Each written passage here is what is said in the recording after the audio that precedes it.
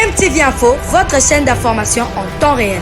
La politique, la santé, le sport, les faits de société, la musique, les rumeurs et bien plus encore. Vous découvrirez cela dans notre chaîne DMTV Info.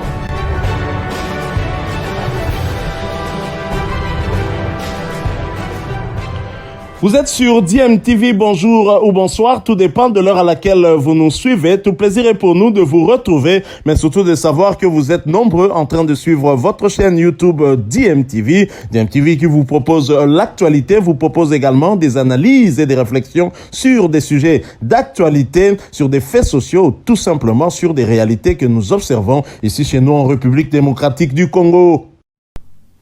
Félix Tshisekedi à Bruxelles pour un séjour privé. Le chef de l'État, Félix-Antoine Tshisekedi, a quitté Kinshasa hier dimanche. Il va séjourner à Bruxelles pour un programme privé, renseigne son entourage. Très peu de choses ont filtré de ce voyage. Le chef de l'État est accompagné de madame son épouse, Denise Nyakero Tshisekedi. On ne sait pas encore avec précision combien de temps le couple restera dans la capitale belge.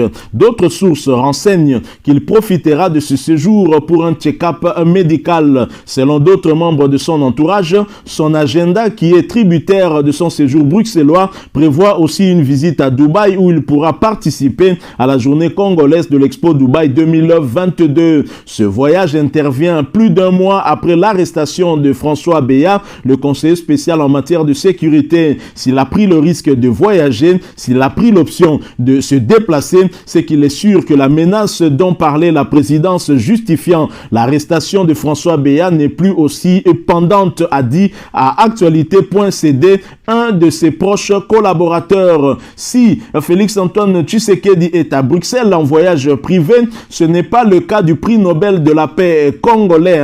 En effet, le prix Nobel de la paix Denis Mukwege a été reçu à Bruxelles par le couple royal. Le docteur Denis Mukwege a été reçu le samedi 5 mars dernier au château de Leken à Bruxelles par leur majesté roi Philippe et son épouse la reine Mathilde. Même si la presse belge qui a annoncé la nouvelle n'a pas révélé le contenu des échanges entre les deux personnalités, depuis plusieurs années déjà, on le sait, le prix Nobel de la paix, le docteur Denis Mukwege sillonne le monde pour sensibiliser la communauté internationale sur la situation des massacres en République démocratique du Congo. Il a toujours dénoncé des crimes dont les viols des femmes qui perdurent dans son pays. Il continue de développer son action pour réparer les victimes des violences sexuelles et à défendre plus largement les droits de la femme.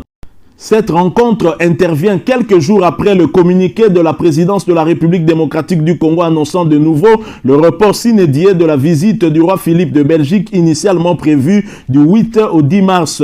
À la suite des événements malheureux qui ont cours en Ukraine et de la crise générée en Europe, les deux chefs de l'État, à savoir son Excellence Félix-Antoine Tshisekedi Tshilombo, président de la République démocratique du Congo, et Sa Majesté le roi Philippe de Belgique, ont décidé de reporter à une date ultérieure la visite initialement prévu du 8 au 10 mars prochain du couple royal belge en République démocratique du Congo, indiqué le communiqué publié le lundi 28 février dernier. Bien avant Bruxelles, le prix Nobel de la paix 2018, le docteur Denis Mukwege, a réitéré sa ferme volonté de voir les auteurs des atrocités dans la partie est du pays être punis par la justice. Le mercredi, à Lubumbashi, chef-lieu de la province du Haut-Katanga, devant plusieurs scientifiques, étudiants, membres des institutions provinciales et quelques diplomates, il a expliqué qu'il n'y aura pas de paix sans justice pour les victimes des affres de la guerre. Nous ne pouvons pas espérer avoir la paix sans justice et cette justice ne se négocie pas, a déclaré Denis Mukwege dans la salle Monseigneur Chibangu Chichiku de l'université de Lubumbashi. Et pour cela, a-t-il poursuivi, le gouvernement congolais doit faire sa part en mettant en place place des mécanismes pour une justice transitionnelle.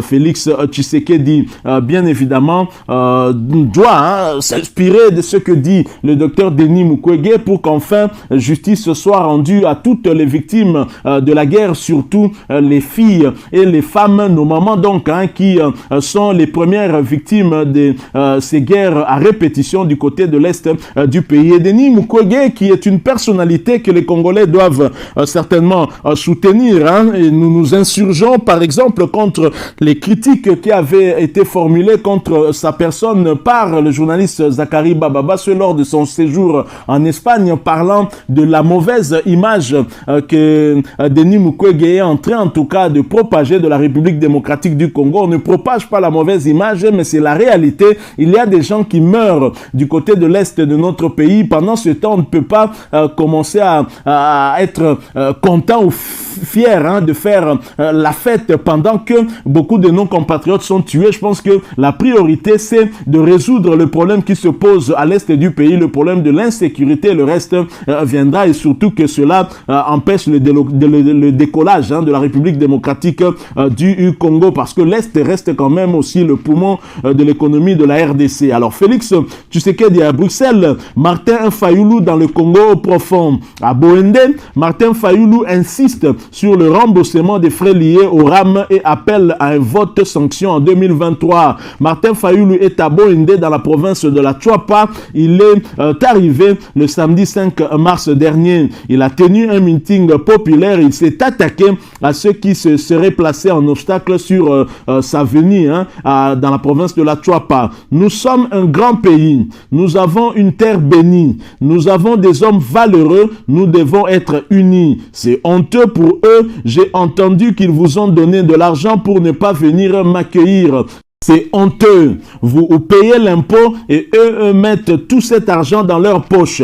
2023 arrive. Martin Fayulu ne s'est pas limité là. Il a également parlé, il est revenu sur l'affaire RAM. Il n'y a pas de route à Boende. Pourtant, ils se targuent d'être puissants. Qu'est-ce qu'ils ont fait ici? S'interroge Martin Fayulu. Ils détournent l'argent et vous obligent d'être comme des mendiants. Regardez l'histoire du RAM. Nous avons gagné cette bataille.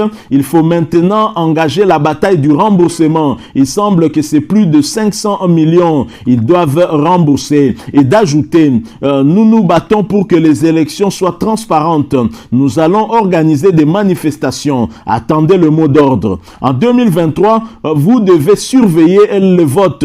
Après avoir voté, vous publierez ces résultats et vous exigerez qu'ils publient les vrais résultats. Nous nous battons pour les élections transparentes et Martin Fayulu, bien évidemment, a aussi appelé à un audit financier de la CENI sous Corneille Nangaa. Nanga et Basengezi ont dépensé près de 2 milliards de dollars. Nous ne savons pas où est partie la moitié de l'argent. Quand est-ce que Jules Alinguete va s'occuper de ce dossier? Voilà donc Martin Fayulu du côté de Boende. Nous sommes là dans la province de la Achouapa, province qui se retrouve dans le Grand Équateur. Il avait déjà été au niveau de l'Issala. Il continue donc sa tournée pour mobiliser, certainement en prévision des élections à venir, très bientôt. Voilà donc les quelques informations que nous avons voulu partager avec vous, des informations certainement politiques. Et si vous l'avez aimé, laissez-nous un maximum de j'aime. Merci de partager avec nous aussi votre opinion. Si vous en avez une par rapport à ces 3 sujets que nous venons de vous proposer, laissez-la nous à travers un commentaire. Si vous êtes nouveau ou ancien et que vous ne vous êtes pas encore abonné sur cette chaîne DMTV, n'hésitez pas, abonnez-vous et n'oubliez pas d'activer la petite cloche de notification en cliquant tout simplement sur celle qui apparaîtra lorsque vous vous serez abonné. Encore une fois, merci à vous, avec espoir de vous retrouver bientôt dans un autre sujet d'actualité. En attendant, portez-vous bien et DMTV vous dit au revoir.